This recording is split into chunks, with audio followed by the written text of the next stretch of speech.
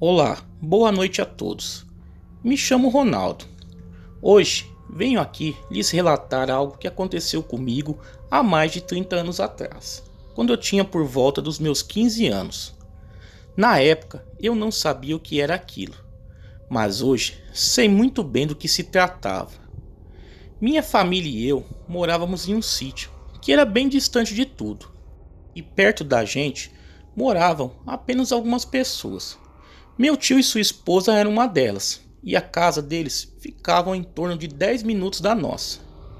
Uma família havia mudado há pouco tempo para perto de onde morávamos, e não os conhecíamos muito bem, por causa da timidez e porque o novo vizinho parecia meio mal encarado. Como morávamos longe da cidade, nós sobrevivíamos do que cultivávamos. Nós também tínhamos criação de alguns animais. Certa noite, meu tio chegou em casa e chamou meu pai para ir caçar. Nisso, minha tia e meus primos ficaram em casa até os dois voltarem. Nossa casa não era totalmente coberta e fechada, só a parte que dormíamos que era fechada. Como minha tia estava lá, acendemos algumas lamparinas e ficamos todos sentados, eu, minha mãe, meus irmãos, meus primos e minha tia, na parte de trás da casa, onde era apenas coberto, mas não era fechada. Conversa vai, conversa vem, e as horas iam se passando. Não sei que horas era, mas já era bem tarde, pois meus primos e eu estávamos caindo de sono. Como meus irmãos eram bem pequenos, já estavam dormindo. Foi quando de repente os animais começaram a se alvoroçar. Os porcos corriam de um lado para o outro, os patos pulavam na água assustados, e as galinhas também estavam alvoroçadas. Nós sentimos que algo de ruim estava rodeando a casa. Um cheiro muito podre começou a impregnar o lugar. Foi quando minha mãe e minha tia, assustadas, carregaram meus irmãos para dentro de casa e disseram para que entrássemos para a parte da casa que era fechada e mais segura. Então entramos e ficamos bem quietos, tentando ouvir alguma coisa para tentar descobrir o que estava acontecendo. Nós achávamos que se tratava de uma onça, mas o que explicaria aquele mau cheiro que jamais havíamos sentido? Foi quando começamos a ouvir pisadas pesadas bem perto da casa. Aquilo sabia que estávamos lá trancados e nos rodeava. Os animais estavam quase loucos, era uma gritaria de bicho para todo lado. Foi quando aquele bicho fez um barulho muito feio e bateu com violência na parte de trás de casa. Era possível ouvir o barulho das garras na parede, nos deixando muito assustados. A parte da frente de nossa casa tinha uma pequena ponte que levava à beira do rio, e aquilo estava tentando entrar por trás de casa. Na ponta da ponte havia apenas uma pequena canoa. Minha mãe não pensou duas vezes, mandou minha tia correr na frente para desamarrar a canoa. Pegou meus irmãos pelos braços e nós todos corremos. Quando chegamos na embarcação, era possível ver o foco da lanterna do meu tio. E como de longe eles viram como os animais estavam desesperados e fazendo muito barulho, vinham se aproximando depressa. Não deu tempo de explicar nada. Minha mãe e minha tia só pediam para eles tirar a gente o mais depressa possível de lá. Então meu pai e meu tio mandaram nós passarmos por barco deles e nos levaram para a casa do meu tio. Meu pai e meu tio eram daqueles caras, cabras rabugentos, que não tem medo de nada. Eles perguntaram o que tinha acontecido, mas ninguém tinha uma explicação para eles. Então eles pegaram uma espingarda e meu tio falou pro meu pai: bora lá ver esse bicho. É hoje que esse bicho vai ver o que é o capeta na frente dele. Mal ele sabia o que ele havia de ver. Então eles pegaram o barco e voltaram para casa. E eu, curioso, não pensei duas vezes e fui junto para ver o que diachos era aquilo.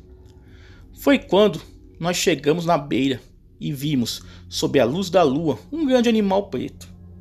mas não dava para saber o que era.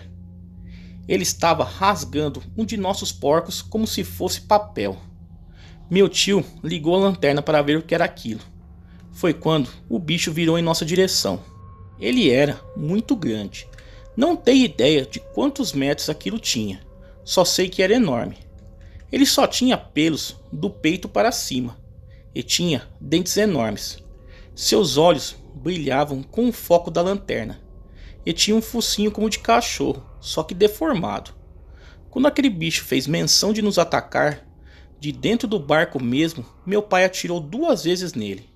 Acho que os tiros pegaram, pois ele saiu correndo entre as árvores e sumiu no meio do mato. Assustados com o que vimos, voltamos para a casa do meu tio e ficamos lá até o amanhecer. Quando voltamos para casa, vimos que ele tinha arrombado a porta de trás. Aquela noite escapamos por pouco. Mudamos de lá com medo daquele bicho voltar e nunca mais voltamos àquele lugar. Muito obrigado por ler meu relato.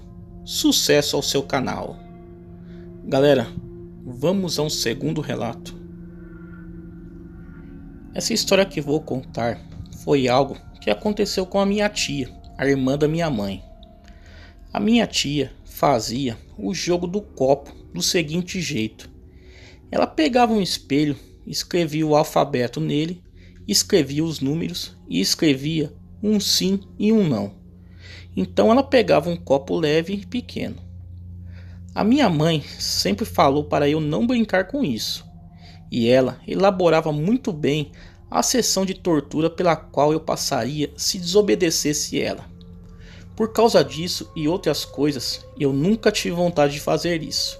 E depois de ler algumas histórias sobre as pessoas que fizeram, eu me sinto aliviada por nunca ter feito a brincadeira do copo. Vou contar o que aconteceu com a minha tia. Meu tio era um alcoólatra de carteirinha, até o dia que ele morreu. Ele foi internado uma vez em uma clínica de recuperação bem longe de casa. A minha tia decidiu que ia fazer o jogo do copo para perguntar se as coisas melhorariam. Ela estava fazendo isso com as suas 2 filhas dela, as minhas primas. O plano era tentar fazer contato com o meu avô, mas acabou contatando a minha avó. E ela se recusava a deixar qualquer outro espírito a se comunicar com a minha tia. A minha tia e minhas primas começaram a provocar o espírito da minha avó. Não me pergunta, não tenho ideia do que se passou pela cabeça de titica delas para fazerem isso. E para surpresa delas, o copo pulou no ar, rodando, e caiu no chão do lado delas. Eu não sei se elas continuaram com o jogo depois disso ou separaram, o que qualquer pessoa em pleno juízo teria feito, mas eu não duvido daquelas 3. Depois disso, coisas começaram a acontecer. Na casa dela, a cozinha fica ao lado da sala de jantar e o telefone fica na sala.